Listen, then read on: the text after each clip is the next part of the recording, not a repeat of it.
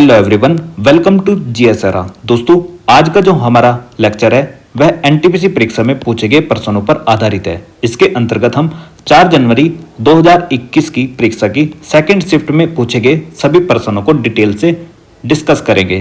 तो चलिए शुरू करते हैं without wasting of time. Question number first, Aligarh Muslim university की स्थापना सर सैयद अहमद खां के द्वारा की गई थी। देखो, जो सर सैयद अहमद खां थे उन्होंने अलीगढ़ मुस्लिम यूनिवर्सिटी की स्थापना सन 1875 ईस्वी में की थी। जो ये अलीगढ़ मुस्लिम यूनिवर्सिटी है इसको पहले मोहम्मद एंग्लो इंडियन कॉलेज के नाम से जाना जाता था, मोहम्मदन एंग्लो ओरिएंटल कॉलेज। इसके बाद में वर्ष 1920 में इसका नाम बदलकर अलीगढ़ मुस्लिम यूनिवर्सिटी कर दिया गया था। ठीक है, नेक्स्ट, भारत का दक्षिणतम बिंदु इंदिरा पॉइंट है। देखो, जो भारत का सबसे दक्षिणतम बिंदु है उसका नाम क्या है? इंदिरा पॉइंट। ये इंदिरा पॉइंट पड़ता है अंडमान एंड निकोबार द्वीप समूह में।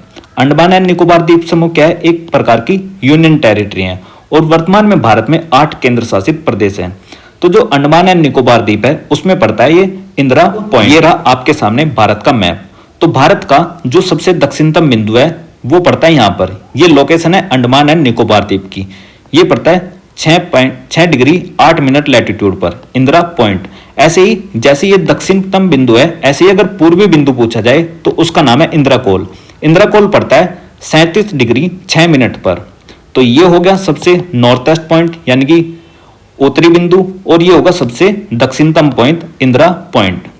नेक्स्ट हम बात करते हैं, अगर पूछा जाए कि सबसे पूर्वी बिंदु कौन सा है भारत का, तो उसका आंसर है किबिथु। किबिथु 97 डिग्री 25 मिनट पर पड़ता है। ऐसे ही सबसे पश्चिमतम बिंदु क्या है? गुहार मोती, जो कि गुजरात के अंतर्गत है। और ये किबिथु कहां पर है? ये किबिथु पड़ता है अरुणाचल प्रदेश में। और इंदिरा कोल पड़ता है लद्दाख में। और इंदिरा पॉइंट पड़ता है अंडमान एंड निकोबार द्वीप समूह में। अगर आपसे पूछा जाए कि भारत की मुख्य भूमि का सबसे दक्षिणतम बिंदु कौन सा है, तो आंसर होगा कन्याकुमारी। ठीक है, भारत की मुख्य भूमि का सबसे दक्षिणतम बिंदु क्या है? कन्याकुमारी। अगर पूछा जाए कि भारत का सबसे दक्षिणतम बिंदु कौन सा है, तो वह है इंदिरा पॉइंट। इंदिरा पॉइंट कहां पर है? 6 डिग्री 8 मिनट लैटिट्यूड पर। और कन्याकुमारी कहां पर है? 8 डिग्री 4 मिनट पर। देखो, मैं आपको इसको एक मैप में दिखाता हूं। देखो, ये रहा आपके सामने अर्थ का मैप। जब आप ये देखोगे जूम कर तो ये पड़ता है हमारा प्यारा देश भारत। और इसके जब आप राइट साइड में जाओगे यहां पर, तो ये पड़ेगा अंडमान एंड निकोबार आइलैंड। इस अंडमान एंड निकोबार आइलैंड को जब आप जूम आउट करोगे तो आप देखोगे यहां पर पड़ता है क्या? ये वाला यहां पर पड़ता है इंदिरा पॉइंट। जो इंदिरा पॉइंट है सबसे नीचे आपको दिखाई दे रहा होगा, ये इंदिरा पॉइंट भारत का सबसे दक्षिणतम बिंदु है। वर्ष 2004 में क्या हुआ था? एक सुनामी आई थी। तो सुनामी के कारण जो ये साउदर्न मोस्ट पॉइंट है ये भारत का जलमग्न हो गया था, यानी कि जल में डूब गया था। तो ध्यान रखना, सबसे दक्षिणतम बिंदु कौन सा है? इंदिरा पॉइंट, जो कि कहां पर पड़ता है? अंडमान एंड निकोबार द्वीप समूह में पड़ता है। और ऐसे ही अगर पूछा जाए भारत की मुख्य भूमि का सबसे दक्षिणतम बिंदु कौन सा है, तो उसका नाम है कन्याकुमारी। ये रहा कन्याकुमारी। ठीक है, क्योंकि भारत की क्या है? मुख्य भूमि है। ठीक है, मैप दिख रहा है ना आपको? ये सारा का सारा मैप क्या है? भारत की मुख्य भूमि है। और अंडमान निकोबार द्वीप क्या है? एक प्रकार का आइलैंड है जिस पर भारत का कब्जा है। और ये क्या है? केंद्र शासित प्रदेश है। नेक्स्ट, जामा मस्जिद का निर्माण 1656 ईस्वी में हुआ था। जो जामा मस्जिद है इसको मुगल बादशाह शाहजहां के द्वारा बनाया गया था। और मुगल बादशाह शाहजहां के द्वारा जो जामा मस्जिद बनाई गई थी ये ओल्ड दिल्ली में बनाई गई है। तो जामा मस्जिद कहां पर है? ओल्ड दिल्ली में। इसका निर्माण 1656 ईस्वी में हुआ, शाहजहां ने कराया था। Next, sambar lake. Sambar lake Rajasthan में पड़ती है। देखो, ये जो सांभर लेक है ये एक प्रकार की साल्ट लेक है। कैसी लेक है? Salt lake. इसकी जो लोकेशन है वो कहां पर पड़ती है? राजस्थान में। और राजस्थान में भी कहां पर? अरावली रेंज में। जो अरावली पर्वत श्रृंखला है उसके अंतर्गत इसकी लोकेशन है। नेक्स्ट, अगर पूछा जाए कि भाई सांभर लेक को रामसर कन्वेंशन में कब शामिल किया गया था, तो 1990 में जो रामसर कन्वेंशन हुआ था उसके तहत इसको अंतरराष्ट्रीय महत्व की एक आर्द्र भूमि घोषित किया गया था। ठीक है, आर्द्र भूमि कब घोषित किया गया था इसको? रामसर कन्वेंशन के तहत 1990 ईस्वी में। नेक्स्ट क्वेश्चन है, चींटी के डंक में फॉर्मिक एसिड होता है। जो चींटी का डंक होता है उसमें फॉर्मिक एसिड होता है। नेक्स्ट 2011 की जनगणना में भारत का लिंगानुपात कितना है? तो भारत का लिंगानुपात 943 है। देखो, लिंगानुपात का मतलब हुआ कि प्रत्येक 1000 पुरुष पर कितने महिलाओं की संख्या है। तो प्रत्येक 1000 पुरुष पर 943 महिलाओं की संख्या है। अगर आपसे पूछा जाए कि भाई सबसे अधिक लिंगानुपात किस में है, तो वो होगा केरल में, और सबसे कम लिंगानुपात किस में है? हरियाणा में है। इसलिए आपने देखा होगा कि जो हरियाणा है वहां से नरेंद्र मोदी जी ने वर्ष 2015 में बेटी बचाओ बेटी पढ़ाओ योजना की शुरुआत की थी। देखो, जनगणना से संबंधित कुछ और बातें भी जान लेते हैं। देखो, भारत में पहली बार जो जनगणना की शुरुआत हुई थी वो 1872 ईस्वी में लॉर्ड मेयो के कार्यकाल के दौरान हुई थी। लेकिन इसके ठीक 9 साल के बाद में देश में नियमित जनगणना की शुरुआत हुई, जो कि 1881 ईस्वी में लॉर्ड रिपन के कार्यकाल से शुरू हुई। यानी कि नियमित रूप से जनगणना का मतलब ये हुआ कि प्रत्येक 10 वर्ष के अंतराल पर भारत में जनगणना की शुरुआत होने लगी। जैसे पहली बार नियमित जनगणना कब हुई? 1881 में। इसके बाद सेकंड टाइम कब हुई? 1891 में। तो प्रत्येक 10-10 वर्ष के अंतराल पर एक नियमित जनगणना की शुरुआत लॉर्ड रिपन के कार्यकाल के दौरान हुई थी। भारत में जो स्वतंत्र भारत की पहली जनगणना हुई थी वो वर्ष 1951 में हुई थी। जनगणना का महान विभाजक वर्ष 1921 है। जनगणना का लघु विभाजक वर्ष 1951 है। तो आप सभी को पता है कि भारतीय संविधान के अंतर्गत 12 अनुसूचियां हैं। उनमें से 12 अनुसूचियों में से एक प्रत्यय 7वीं अनुसूची। 7वीं अनुसूची को 3 जगह पर बांटा गया है। नंबर 1 संघ सूची, नंबर 2 राज्य सूची और नंबर 3 समवर्ती सूची। तो 7वीं अनुसूची में जो संघ सूची है, संघ सूची के अंतर्गत जनगणना के विषय को रखा गया है। इसका मतलब ये हुआ संघ सूची में रखने का कि इस पर केंद्र सरकार ही केवल कानून बना सकती है, इस पर राज्य सरकार को कानून बनाने का अधिकार नहीं है। जनगणना की अवधि वही बताई कि भाई प्रत्येक 10 वर्ष के अंतराल पर होती है और किसके कार्यकाल से होती है? लॉर्ड मेयो के कार्यकाल से होती है। जनगणना का अध्ययन डेमोग्राफी या फिर जननांकिकी कहलाता है। 2011 की जो जनगणना हुई वह देश की 15वें नंबर की जनगणना थी, जबकि स्वतंत्र भारत की वह 7वें नंबर की जनगणना थी। यानी कि 2011 में जो जनगणना हुई वो स्वतंत्र भारत की 7वें नंबर की जनगणना है, क्योंकि जो स्वतंत्र भारत की पहली जनगणना हुई थी वह कब हुई थी? वर्ष 1951 ईस्वी में। और वैसे ओवरऑल देखा जाए तो कौन से नंबर की है? 15वें नंबर की। 2011 की जनगणना का आदर्श वाक्य है हमारी जनगणना हमारा भविष्य, यानी कि आवर सेंसस आवर फ्यूचर। हमारी जनगणना हमारा भविष्य है। इसमें कुल पर्सन कितने हैं? 29 हैं। इसका शुभंकर प्रगणन शिक्षिका है। प्रथम जनगणना कमिश्नर डब्ल्यू प्लाडेन थे और स्वतंत्र भारत के प्रथम जनगणना आयुक्त R.A. गोपाल स्वामी हैं। 2011 की जनगणना के आयुक्त सी चंद्र मौली हैं और पहली बार जातिगत जनगणना, ये काफी बार पूछा गया है और आगे भी पूछा जा सकता है कि पहली बार जाति पर आधारित जनगणना की शुरुआत वर्ष 1931 ईस्वी में हुई थी। और जनगणना दिवस कब मनाया जाता है? 11 जुलाई को। भारत की जो जनगणना है उसकी संख्या 121.08 करोड़ है। और ये कौन सी जनगणना के अकॉर्डिंग है? 2011 की जनगणना के अकॉर्डिंग। और 2011 में भारत की कौन से नंबर की जनगणना है? स्वतंत्र भारत की 7वें नंबर की जनगणना है। भारत में विश्व जनसंख्या का 17.5% लोग निवास करते हैं, यानी कि पूरे विश्व की 17.5% जनसंख्या भारत में निवास करती है। और भारत जनसंख्या के मामले में सेकंड नंबर पर है और फर्स्ट नंबर किसका है? चाइना का है। अगर मैं देखो कुछ चीजें आपको स्क्रीनशॉट मार के रख लेना ये कि भाई पुरुष जनसंख्या कितनी है, महिला जनसंख्या कितनी है। वैसे बस ये ध्यान रखना कि कुल साक्षरता जो रेट है वो कितनी है? 73% है, जिसमें जो पुरुष हैं वो ज्यादा एजुकेटेड है 80.9% और महिलाओं की साक्षरता अभी कम है 64.6%। भारत में जो लिंगानुपात है 943 महिलाओं पर 1000 पुरुष हैं, ये अभी पूछा गया है। तो 943 महिलाओं पर 1000 पुरुष हैं। भारत में जो जनगणना घनत्व है वो कितना है? 382 व्यक्ति पर वर्ग किलोमीटर। यानी कि अगर एक स्क्वायर बनाओ, मैं इसमें 1 किलोमीटर के उसमें एक स्क्वायर बना दिया ये, तो इसमें कितने रहते हैं? 382 व्यक्ति रहते हैं। 1 किलोमीटर ऐसे, 1 किलोमीटर ऐसे, 1 किलोमीटर ऐसे, 1 किलोमीटर ऐसे। तो इसमें जो निवास करने वाले व्यक्ति हैं उनकी संख्या कितनी है? 382 है। इसी को बोलते हैं जनसंख्या घनत्व। सबसे ज्यादा जो लिंगानुपात है वो केरल में है। कितना? 1084। यानी कि 1000 पुरुष पर वहां पर कितनी महिलाएं हैं? 1084। इसलिए सर्वाधिक लिंगानुपात है। और जो सबसे कम लिंग अनुपात है वो कहां पर है? हरियाणा में। हरियाणा में कितना है? 879। यानी कि 1000 पुरुष पर 889 महिलाएं हैं। इसलिए आपने देखा होगा कि जो नरेंद्र मोदी जी हैं, नरेंद्र मोदी जी ने हरियाणा के एक शहर पानीपत में बेटी बचाओ बेटी पढ़ाओ का जो योजना है उसको शुरुआत किया था। नेक्स्ट अगर मैं देखूं, सर्वाधिक केंद्र शासित लिंगानुपात पुदुचेरी में है और न्यूनतम केंद्र शासित लिंगानुपात दमन एवं दीव में है। सर्वाधिक जनसंख्या घनत्व बिहार में है और सबसे कम न्यूनतम जनसंख्या घनत्व किस में है? अरुणाचल प्रदेश में है। अगर मैं केंद्र शासित प्रदेश की बात करें तो केंद्र शासित प्रदेशों में जो सर्वाधिक जनसंख्या घनत्व है वो दिल्ली का है और न्यूनतम जनसंख्या घनत्व किस में है? अंडमान निकोबार द्वीप में है, केंद्र शासित प्रदेश में। सर्वाधिक जनसंख्या उत्तर प्रदेश में है, कितनी? 19.98 करोड़, लगभग 20 करोड़ की जनसंख्या है अकॉर्डिंग टू 2011 सेंसस। ठीक है, यानी कि 2011 की जनगणना के द्वारा उत्तर प्रदेश सर्वाधिक जनसंख्या वाला राज्य है जिसके अंतर्गत लगभग 20 करोड़ व्यक्ति निवास करते हैं। नेक्स्ट, न्यूनतम जनसंख्या सिक्किम की है जिसमें 6.11 लाख व्यक्ति निवास करते हैं। प्रदेशों में अगर सर्वाधिक जनसंख्या देखी जाए तो वो दिल्ली की है और सबसे कम लक्षद्वीप की है। एकमात्र राज्य जहां पर जनसंख्या घटी है तो नागालैंड है। नागालैंड भारत का एकमात्र ऐसा राज्य है जहां पर जनगणना घटी है। ठीक है, और सर्वाधिक साक्षरता कहां पर है? केरल में है 94% और केरल में जो लिंग अनुपात है वो भी सबसे ज्यादा है। कितना है भाई? अभी बताया था 1084 और सबसे कम कहां पर है? हरियाणा में 879। ये नंबर याद रखना, पूछे जा सकते हैं आपसे। न्यूनतम साक्षरता है बिहार के अंतर्गत।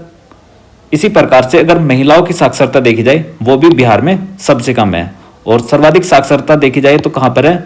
लक्षद्वीप में है। न्यूनतम केंद्र शासित साक्षरता दादरा एवं नागर हवेली में है। अधिक जनसंख्या जिला कौन सा है भाई? थाने। थाने कहां पर पड़ता है? महाराष्ट्र में पड़ता है। कम जनसंख्या वाला जिला कौन सा है? दिबांग घाटी। दिबांग घाटी कहां पर है? अरुणाचल प्रदेश में है। अधिक जिलों वाला राज्य उत्तर प्रदेश है। उत्तर प्रदेश में 75 जिले हैं। तो आपको कुछ चीजें हैं जो याद रखनी है, जैसे कि भाई सबसे ज्यादा जिलों वाला राज्य कौन सा है? उत्तर प्रदेश। सबसे अधिक जनसंख्या किस जिले की है? थाने की। और सबसे कम जनसंख्या किसकी है? दिबांग की। नेक्स्ट आपको याद रखना है कि भाई भारत का एकमात्र ऐसा कौन सा राज्य है जहां पर जनसंख्या घटी है? तो कौन है? नागालैंड। केंद्र शासित प्रदेशों में सबसे अधिक जो जनसंख्या है वो दिल्ली की है और सबसे कम किसकी है? लक्षद्वीप की है। नेक्स्ट आपको याद रखना है कि जो सबसे ज्यादा लिंगानुपात है वो केरल में है 1084 और सबसे कम कहां पर है? हरियाणा में 879। इसलिए नरेंद्र मोदी जी ने हरियाणा के शहर पानीपत में बेटी बचाओ बेटी पढ़ाओ योजना की शुरुआत की थी। जनसंख्या घनत्व कितना है? 382 और भारत में एवरेज अगर देखा जाए लिंगानुपात वो है 943 महिलाओं पर 1000 पुरुष। ठीक है, 943 महिलाओं पर 1000 पुरुष हैं। नेक्स्ट आपको याद रखना है कि जो भारत में जो जनसंख्या निवास करती है पूरे विश्व का 17.5% निवास करती है और जो हमारी रैंक है जनसंख्या के अकॉर्डिंग वो कौन सी है? सेकंड नंबर की रैंक है पूरे विश्व में। पहले पर कौन है? चाइना। कुल जनसंख्या कितनी है? 121.08 करोड़ है और जनसंख्या दिवस मनाया जाता है 11 जुलाई को। ठीक है, जो ये 2011 की जनगणना थी वो कौन से नंबर की जनगणना है? स्वतंत्र भारत की 7वें नंबर की जनगणना है। 2011 की जनगणना के आयुक्त कौन है? सी चंद्रमौली। नेक्स्ट आपको याद रखना है कि जो प्रथम जनगणना थे उसके कमिश्नर कौन थे? डब्ल्यू प्लाडेन। जनगणना का शुभांकर क्या था? परगणक शिक्षिका। 2011 की जनगणना का आदर्श वाक्य क्या है? हमारी जनगणना हमारा भविष्य है। 2011 की जो जनगणना है उसका क्रम कौन सा है? भाई देश की तो ओवरऑल 15वें नंबर की जनगणना है, जबकि अगर स्वतंत्र भारत की देखी जाए तो वो 7वें नंबर की है क्योंकि वर्ष 1951 में पहली बार जनगणना हुई थी। ठीक है, नेक्स्ट आपको याद रखना है कि जो जाति पर आधारित जनगणना हुई थी वो कब हुई थी? 1931 ईस्वी में। ये भी बात आपको याद रखनी है और चाहो तो आप इसका स्क्रीनशॉट लेकर भी रख सकते हो। पहली जनगणना 1872 और नियमित रूप से 1881 किसके कार्यकाल में हुई थी? ये दोनों भी याद रखना है, लॉर्ड मेयो और लॉर्ड रिपन। स्वतंत्र भारत की पहली जनगणना 1951। न्यूटन की गति के प्रथम नियम को जड़त्व का नियम कहते हैं। देखो, जो न्यूटन का प्रथम नियम है उसको जड़त्व के नियम के नाम से जाना जाता है। इस जड़त्व के नियम का मतलब क्या हुआ? तो देखो यार, ये होता है कि सपोज करो कोई पिंड है, ये कोई पिंड है, ये पिंड अपनी विराम अवस्था में तब तक बना रहेगा जब तक इस पर कोई बाह्य बल कार्य नहीं करेगा, यानी कि जैसे रखा है ऐसे ही रखा रहेगा। अगर आप इसको विराम अवस्था से गतिशील अवस्था में लाना चाहते हो तो इस पर क्या करना पड़ेगा, आपको कोई फोर्स अप्लाई करना पड़ेगा। इसी को बोलते हैं जड़त्व का नियम। ऐसे ही जो न्यूटन का सेकंड लॉ है वो ये कहता था कि भाई किसी भी पिंड की जो संवेग परिवर्तन की दर होती है वो उस पर लगाए गए बल के समानुपाती होती है। ठीक है, ये इसका सेकंड लॉ था। और थर्ड नियम था इसका कि भाई जो एक्शन रिएक्शन वाला लॉ कहलाते हैं उसको एक्शन रिएक्शन लॉ। या फिर जैसे आप नाव है, नाव से अगर मान लिया बीच पानी में खड़ी है वो, तो अगर उससे आप कूदोगे तो आप इस साइड में कूदोगे तो नाव भी हल्का सा क्या करेगी, पीछे खिसकेगी। तो उस पर क्या करेंगे, एक एक्शन और रिएक्शन वाला फोर्स अप्लाई होगा। जैसे आप कूदे आगे की साइड में तो आपने भी उस पर पीछे की साइड में इतना ही बल अप्लाई किया है। इसी को बोलते हैं एक्शन रिएक्शन लॉ। न्यूटन का थर्ड नियम था ये। नेक्स्ट, भौतिकी में जॉन बॉर्डिन को 2 बार 1956 और 1972 में नोबेल पुरस्कार मिला। नेक्स्ट, दरवाजे को अकबर ने गुजरात विजय के बाद बनाया था। देखो जो बुलंद दरवाजा है इसको अकबर ने सन 1601 ईस्वी में बनवाया था। ये जो बुलंद दरवाजा है ये फतेहपुर सीकरी में है, फतेहपुर सीकरी। और फतेहपुर सीकरी कहां पर पड़ता है, तो आगरा डिस्ट्रिक्ट में पड़ता है। और आगरा कहां पर है, उत्तर प्रदेश में। तो जो बुलंद दरवाजा है वो आगरा के पास फतेहपुर सीकरी में अकबर ने सन 1601 ईस्वी में गुजरात विजय के दौरान बनवाया था। देखो अकबर से रिलेटेड 2-3 बातें और याद रखनी है। एक तो इसने फतेहपुर सीकरी में बुलंद दरवाजा बनवाया, दूसरा इसने इलाहाबाद का किला बनवाया, और तीसरा इसने बनवाया था आगरा का किला। ये तीनों भी इसी ने बनाए थे।